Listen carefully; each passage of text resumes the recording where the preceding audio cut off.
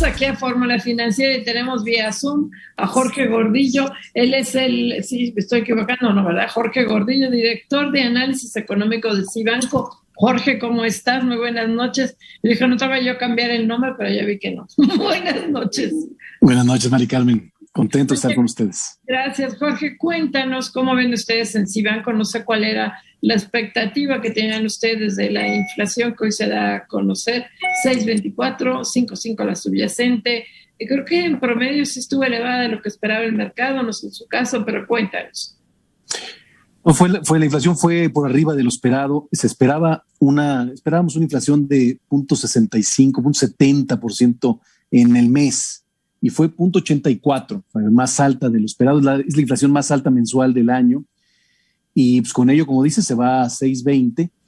Y bueno, ya más o menos esperábamos un mes presionado, porque vimos, fue el mes de octubre donde vimos la escalada fuerte en los precios del gas a nivel global, la escalada fuerte en el precio del petróleo, otra vez presionándose hacia los 84, estaba en los 70s. Entonces, vimos eso, ya esperábamos de alguna manera una presión inflacionaria, pero fue todavía mayor a la esperada. Sí, Jorge Gordillo, ¿cómo estás? Te saluda Marco Antonio Mares, muy buenas noches. Buenas noches, Marco.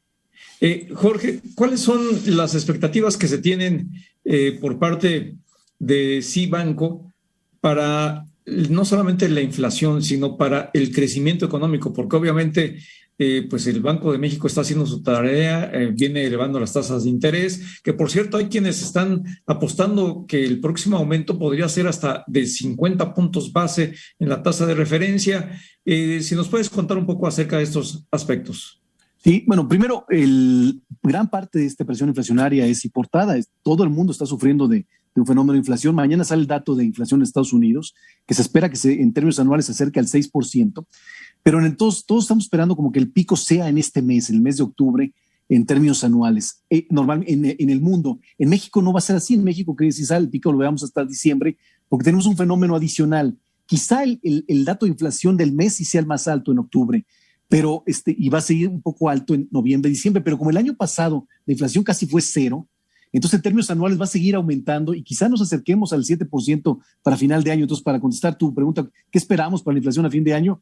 Pues puede estar en un rango entre el 6, 7 y 7%, ya no se salva de una inflación así en México, y en consecuencia lo que ha hecho Banxico es intentar dar señales de que está haciendo algo al respecto, pero claramente no está aumentando tasas de interés para bajar la inflación, porque Banxico sabe que la inflación no está siendo por el lado de la demanda, está siendo por el lado de la oferta, donde hay disrupciones, donde hay todo este tipo de problemas por la pandemia y por la reapertura. Entonces, aumentar tasas de interés no va a bajar la inflación. Ya saben que esta inflación no va a bajarse en el corto plazo, quizá hasta pasando el primer trimestre del próximo año. Entonces, la acción monetaria no es para bajar la inflación. Entonces, la gente que piensa que Banxico debería de aumentar 50 puntos base ahorita, simplemente creo que no le va a ayudar a bajar la inflación en el corto plazo, pero sí puede provocar que el mercado financiero le pida otros 50 puntos base a final de año, porque la inflación se va a ir hasta casi al 7.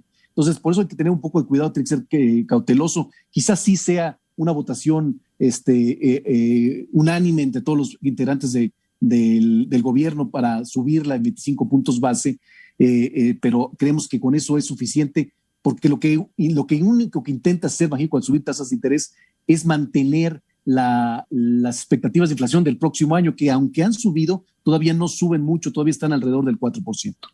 Así es, Jorge, que estamos platicando con Jorge Gordillo, el director de análisis, desde luego de Cibanco, que además fue banco. Jorge, es que me quedé pensando en este tema de anclar las expectativas de la inflación que tú mencionas, y es que es cierto.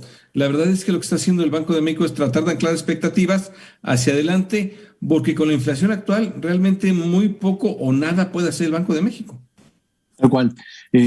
Aumentos en tasa de interés no van a ayudar a bajar la demanda suficiente como para compensar esta disrupción que hay en la oferta, ¿no? La disrupción en la oferta se va a dar poco a poco, hay que tener paciencia en los cuellos de botella, en los aumentos en los transportes, y el mismo tema energético, esperar acciones del gobierno norteamericano para hacerle presión a la OPEP para que aumente la producción de petróleo, presionar a Rusia para que aumente su oferta en el gas, todo ese tipo de cosas, más el cambio de temperatura el próximo año, nos podría ayudar a pensar que los precios de los energéticos se moderen y mejoren para el próximo año, y esto ayude a ir moderando la inflación hacia abajo. Ahora, sí creemos todavía todos que la inflación va a ir hacia abajo el próximo año. El problema es que no va a bajar tan rápido como quisiéramos. Y en el caso, ya la Fed ya dijo en Estados Unidos que no va a alcanzar su meta hasta el primer trimestre del 2023. Y en el caso de México, quizá tampoco el próximo año logre bajar del 4%.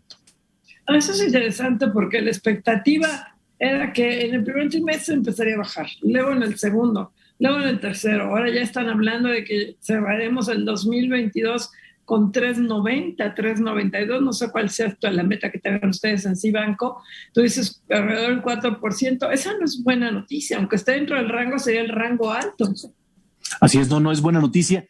Y para cerrar la primera pregunta que me hizo Marco Antonio, no viene acompañado con una buena expectativa de crecimiento económico. O sea, el crecimiento económico este año vamos a rebotar, va a estar en alrededor del 6% el rebote, y la expectativa de la mayoría es baja, con un crecimiento alrededor del 3%, quizá por debajo, con muchos riesgos en contra. Entonces, con un crecimiento bajo, todavía lejos del canal que presentamos previo a la pandemia, y con una inflación alta, pues luce complicado para las familias, complicado para las empresas el 2022, aunque todavía no en un escenario de esta inflación, porque seguiremos creciendo, seguiremos mejorando, pero no a ritmos que nos gustaría ver, ¿no? Sí, la verdad es que no es lo mismo inflación con una economía creciendo que inflación con una economía que potencialmente estaría, pues, si no en estancamiento, si en una franca desaceleración. Jorge, el Banco de México obviamente va a seguir pugnando. ¿Qué se puede esperar por el lado de la política fiscal para ahora sí que completar el cuadro? Bueno, la verdad es que no esperamos mucho. Ya vimos el presupuesto, no hay cambios en su política de ingresos, no va a haber una reforma hacendaria que tenga más ingresos para parte del gobierno, y por tanto los egresos están muy similares, el apoyo es similar a años anteriores. Nos gustaría ver en época de crisis, en época de expectativas bajas de crecimiento, apoyos directos a las empresas, apoyos directos a las pymes, algunos programas directos de apoyos al empleo. ¿Por qué? Pues porque los costos de la pandemia ahora van a reducir, ya todos ya regresamos a la calle en su mayoría, pero nos faltan empresas, nos faltan empuje, nos falta incentivos de inversión para sostener esta recuperación que cada vez suena más complicada de lograr. La mayoría de los países está intentando hacer estrategias al respecto. Estados Unidos acaba de pasar su presupuesto, su apoyo fiscal para una inyección de infraestructura histórica, una inyección interesante, con la intención de sostener este crecimiento en los próximos años. Esta es buena noticia para nosotros, pero en el caso nuestro no vemos un apoyo directo o algo que nos ayude a pensar que podríamos estar mejor, ¿no?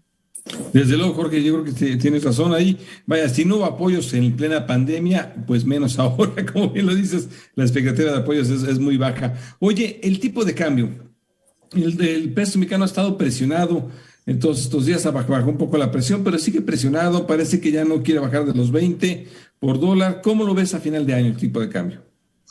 Bueno, el tipo de cambio, lo hemos comentado ya en semanas anteriores, en ocasiones anteriores, todavía está muy, muy enfocado en lo que pasa en el exterior, y estaba muy, muy contento por todos los estímulos monetarios que había en apoyo a la pandemia. Se adelantó a la recuperación, pero estos estímulos ya están empezando a acabarse. Ya las señales que vemos de la Reserva Federal, de los principales bancos centrales del mundo, ya son en evaluación de empezar a retirar estímulos monetarios, y esto es en contra de cualquier moneda de país emergente, es en contra de inversión financiera para los países como el nuestro. Y bueno, el tipo de cambio seguirá especulando sobre cuándo y en qué magnitud van a salirse estos estímulos, y vamos a ver mucha volatilidad, pero en términos generales creo que la pendiente ya se movió hacia la depreciación. Nosotros creemos que el tipo de cambio va a encontrar pisos más fuertes ahorita en el 2020, el año que entra en el 2050, y así va a ir subiendo. Ya no tiene otra opción. ¿Por qué? Porque no va a haber vuelta de hoja en la política monetaria de Estados Unidos. Primero van a retirar todo lo que es la inyección, después van a aumentar tasas de interés, y esto son elementos que van en contra sobre el tipo de cambio. Nos quedan 2 minutitos, como puedes ver en la guillotina electrónica allá al fondo. si este año que somos 6 y el año que entra 3, ¿cuándo recuperaremos los niveles prepandemia? Bueno, los niveles prepandemia los podemos alcanzar a finales del próximo año, hasta el 2023, pero el camino que teníamos previo a la pandemia, o sea, como íbamos en la dirección que estamos, que deberíamos estar, porque cada año se incorpora la nueva gente al trabajo, cada año se necesitan más recursos, esos vamos a estar muy atrasados por muchos más años, hace 4 o 5 años. Pues sí, la verdad es que en materia de empleo todavía tenemos muchas asignaturas pendientes, aunque pues obviamente sí se ha venido recuperando pues la mayor parte de lo que se perdió. Te agradecemos mucho la entrevista, Jorge Gordillo, director de análisis económico de Cibanco. Gracias por haber estado aquí con nosotros. Gracias. Jorge, gracias. Gracias a ustedes, gusto saludarlos. Estén muy Gracias. Bien. Vamos a un corte, regresamos aquí a Fórmula Financiera, no se vayan.